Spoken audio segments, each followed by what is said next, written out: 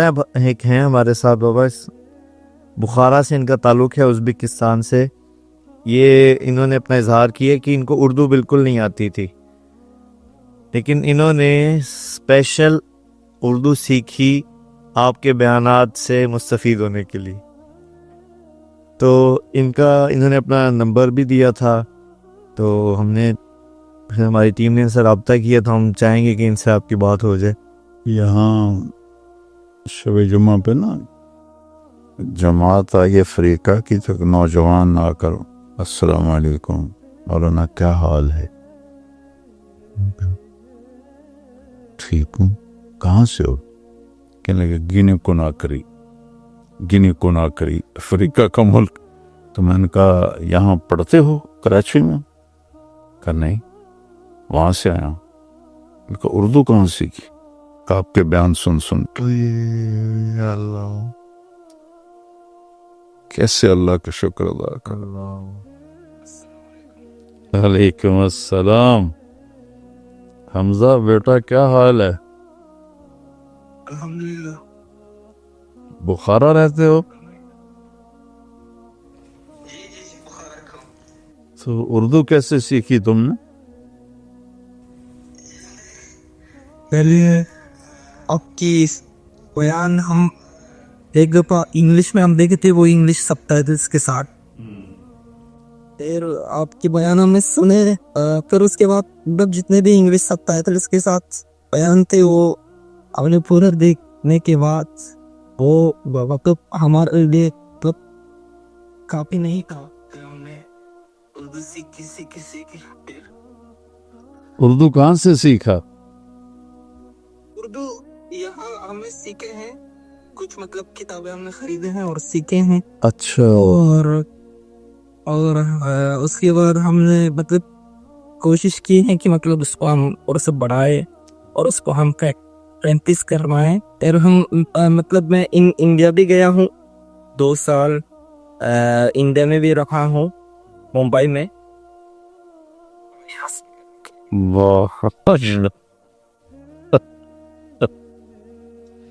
انشاءاللہ یہ بخارا ازبکستان میں ہے؟ جی.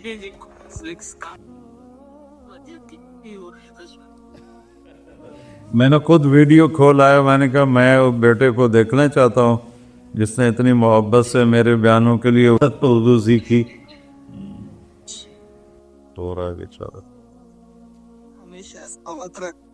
آمین آمین آمین آمین. آپ کے پورے خاندان کو بھی.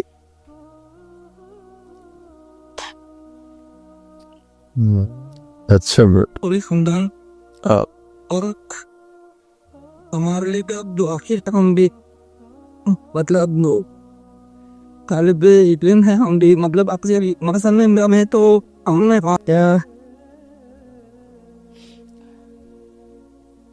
میں تو زیادہ اس میں کیا کہتے ہیں اس کو علم دنیاوی جو ہے اس پہ مطلب زیادہ میں سیکھا ہوں، کیونکہ یہ دنیا بھی چلانا ہے اس کی وجہ سے انشاءاللہ. ابھی میں نے جو مدرسے کا جو علم ہے اس کو بھی مطلب سیکھنا شروع کیا ہوں، 2 سال ہو گئے ماشاءاللہ. اور اب ہمارے لیے دعا کیجیے کہ اللہ علم کے دروازے ہمارے لیے کھول دے اور آسان ہو جائے اور پورے امت کے لیے ایک مفید انسان بن جائے. بیٹا تم نے تو میرا بھی ایمان تازہ کر دیا. کسی کے ایسے بس اب دعا کیجیے، انشاءاللہ میں پاکستان کا آنے والا ہوں، آپ سے ملنے والا ہوں. میں ہمیشہ میرا ایک خواہش تھا، میں ایک دفعہ پاکستان بھی گیا تھا، اور وہ مدرسہ حسنین بھی وزٹ کیا تھا وہاں، لیکن آپ نہیں مل سکے. پھر واپس آیا تھا میں.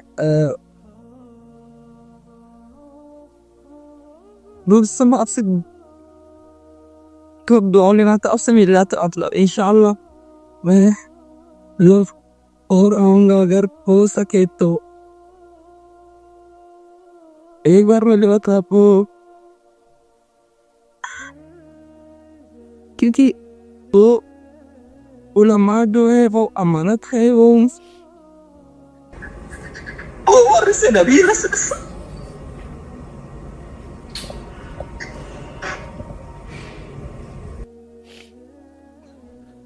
او کس چلو کیوں اچھا انشاءاللہ پھر بات کریں گے. اب تم بہت جذباتی ہو گئے ہو. اللہ تمہیں بہت بہت جزائے خیر عطا فرمائے. میں پھر بات کروں گا تم سے انشاءاللہ. میں نے روا چھڑا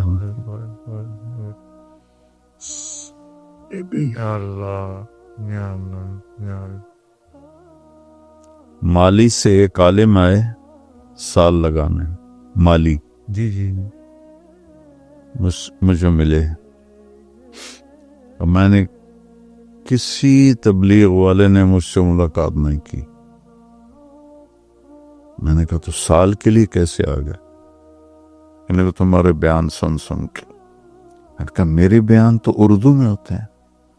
کہا آپ کا مالی لینگویج میں سب ٹائٹل ہو رہا ہے.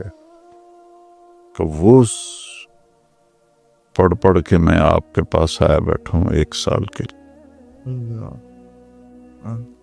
کتنے آپ جرمنی میں آپ ساتھ تھے؟ جی تو ہیمبرگ میں ایک پولش ملا تھا. جی مجھے اس کے دوست نے بتایا کہ یہ پولینڈ کا ہے, آپ کے بیان سن کے مسلمان ہوا. میں نے کہا میرا بیان کیسے؟ یہ تو پولینڈ کا ہے. کہ آپ کے پولش میں بھی سب ٹائٹل چل رہے ہیں. میں کیسے کہہ سکتا ہوں کہ یہ میں کر رہا ہوں؟ کیسے کہہ سکتا؟ کیا کوئی میرا کما؟ اس باز اس مالک کا نظام ہے بیٹا. اللہ مجھے عجب تکبر سے بچا. یہ ہے کہ اگر آپ اسلام کو پیش کریں گے تو دنیا کھچ کے آئے گی. کیونکہ اسلام اتنا خوبصورت دین ہے, حسن انسان کو کھینچتا ہے. اللہ سے بڑھ کر کوئی حسن و جمال والا نہیں. اس کے بعد میرے نبی سے بڑھ کر کوئی حسن و جمال والا نہیں. اور ان کی زندگی سے بڑھ کر کوئی حسین زندگی نہیں. اللہ نے مجھے ان 3 مضامین کے گرد گھما دیا. تو کہاں سے لوگ ایمان لا رہے ہیں.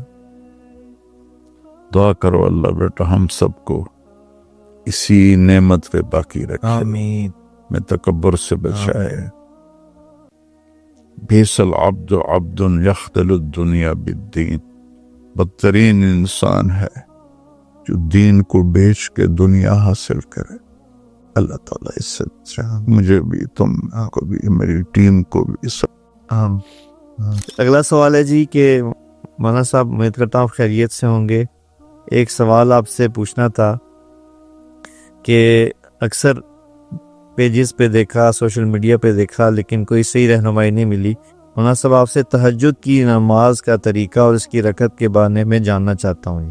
تہجد کی نماز اور دوسری نماز میں کوئی فرق نہیں, نوافل ہیں. تہجد کو اللہ تعالیٰ نے بہت پسند فرمایا, اس کی بہت ترغیب دی, فرض نہیں کیا. تو ہمارے نبی کی جو مستقل عادت تھی, آپ 11 رکعت پڑھتے تھے, 8 نفل جی اور 3 وتر. کبھی کبھی اس سے زیادہ ہوتی تھی, کبھی اس سے کم بھی ہو جاتی تھی, لیکن عام معمول تھا کہ آپ 11 رکعت تہجد پڑھتے تھے. اور سبحان اللہ سبحان اللہ سبحان. حضرت عائشہ فرماتی ہیں کہ جب میرے حجرے میرے گھر میں ہوتے آپ, تو میں سوئی ہوتی تھی اور آپ تہجد میں کھڑے ہوتے تھے, مجھے نہیں اٹھاتے تھے. اور جب سجدے میں جاتے تھے تو لمبائی اتنی مختصر ہوتی تھی کہ میری ٹانگیں سامنے آتی تھیں, تو آپ میری ٹانگوں پہ ایسے ہاتھ لگاتے تھے تو میں ٹانگیں ایسے پیچھے کر لیتی تھی، آپ سجدہ فرماتے تھے، کھڑے ہوتے تھے، میں پھر سیدھی کر لیتی تھی، اب لمبی رکعت پڑھتے تھے، پھر جب آپ سجدے میں جاتے تھے پھر مجھے ایسے ایسے کرتے تھے، پھر میں اپنی ٹانگیں پیچھے کر لیتی تھی اور آپ سجدہ ادا فرماتے تھے، پھر اب تحیات میں بیٹھتے تھے، پھر کھڑے ہو جاتے تھے، اور جب آپ نماز سے فارغ ہو جاتے تھے تہجد سے تو پھر میں خود ہی اٹھ جاتی تھی، پھر مجھ سے پیار محبت کی باتیں فرماتے تھے، فجر کی اذان تک ایسے آپ سیدھے ہاتھ کا ٹیک اور پاؤں ایسے کر کے ایسے نا جیسے ہم لیٹتے جی جی جی جی آپ ایسے لیٹ جاتے تھے اور میں بھی سامنے ویسے ہی لیٹ جاتی تھی، اور آپ مجھ سے پیار محبت کی باتیں فرماتے کرتے رہتے یہاں تک کہ اذان ہوتی اور بلال آ کر دستک دیتے تو پھر آپ اٹھ کے 2 سنتیں پڑھتے اور فرض نماز پڑھانے کے لیے چلے جاتے تھے۔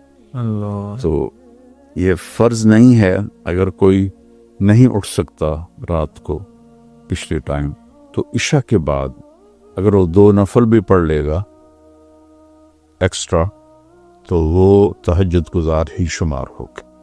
تو آپ سونے سے پہلے 2 پڑھ لیں، 11 پڑھ لیں، آپ بھی تہجد گزار ہو جاؤ۔ اچھا بابا، یہ آگے ایک حامد ہیں، ان کا ایک سوال بھی ہے اور اظہار جذبات کا اظہار بھی ہے، تھوڑا اس میں پڑھ دیتا ہوں۔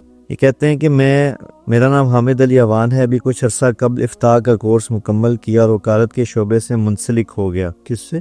وکالت کے شعبے سے۔ اچھا، وکالت کے شعبے سے منسلک ہوں، آپ کے بیانات سنا کرتا تھا اور ایک بار آپ سے متنفر بھی ہوا کہ آپ شیعہ سے ملاقات کرتے ہیں، جبکہ وہ صحابہ کرام رضوان اللہ اجمعین کی شان میں گستاخی کرتے ہیں۔ لیکن اسی دوران آپ کی کارگزاری کی ویڈیو دیکھی جس میں آپ رائمنڈ میں داخلے کے وقت اپنی ایمانی کیفیت کو بیان فرماتے اور ساتھ غالباً ایک صحابی کے قول کو بھی ذکر فرماتے ہیں۔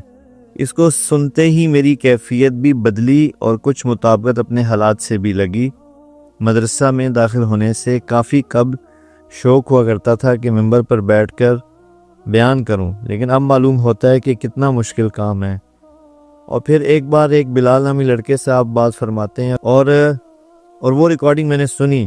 اللہ نے واقعی آپ کو بہت عمدہ اخلاق سے نوازا ہے اور ہمیں معلوم ہے اس میں آپ کی قربانیاں اور اساتذہ کی محنت ہے۔ ایک بار ایبٹ آباد میں آپ کا بیان تھا، مغرب کے بعد صرف خاص لوگوں کو اس کا علم تھا اور اس میں آپ نے عام طور پر بیان سے ہٹ کر بیان فرمایا، اور کیا خوب بیان تھا وہ۔ باتیں تو اتنی ہیں کہ وقت کم پڑ جائے۔ آپ سے ملنے کی خواہش ہے، لیکن اللہ سے امید ہے کہ وہ ضرور آپ سے ملاقات کروائے گا۔ آپ بیانات میں منع بھی فرماتے ہیں کہ مصافحہ لینے نہ آئیں، مشکل ہوتی ہے اتنے مجمع سے مصافحہ کرنا، تو میں نے اس طرح کبھی آپ سے مصافحہ نہیں کیا۔ ایک عرض ہے کہ آپ قرآن کی تفسیر کی ویڈیو بنا کر اپلوڈ فرمایا کریں، ہمیں اور باقی تمام کو بہت فائدہ ہوگا۔ اللہ آپ کو صحت کاملہ عطا فرمائے۔ بہت بہت شکریہ بیٹا، آپ کے جذبات سے کو سن کر مجھے بھی بہت حوصلہ ہوا، ماشاءاللہ، اور اللہ مجھے ہمیشہ توفیق دیتا رہے۔ آمین۔ ہمیں کسی سے نفرت کا حکم نہیں ہے، فیصلے میرے اللہ نے کرنے ہیں، میرے نبی نے سب کو قریب کیا، بے شک، حتیٰ کہ منافقین کو بھی اپنے سے جدا نہیں فرمایا۔ تو ہم کسی کو اس کے کسی خطا، گناہ، غلطی، کمی، کوتاہی کی وجہ سے نفرت کریں، اس کی کوئی گنجائش نہیں ہے اسلام میں۔ اور بہت دوست مجھ سے کہتے ہیں قرآن کی تفسیر کے بارے میں، لیکن میں سمجھتا ہوں کہ میری اتنی ہمت نہیں ہے۔ جو کچھ اللہ تعالیٰ مجھے سمجھاتا ہے میں بیانوں میں کہہ دیتا ہوں، اشکوں سے جو پایا ہے وہ بیانوں میں سنایا ہے، پھر بھی سنا ہے کہ زمانے کو گلا ہے۔ جو ساز سے نکلی ہے وہ دھن سب نے سنی ہے، جو تار پہ بیتی ہے وہ کس دل کو پتا ہے۔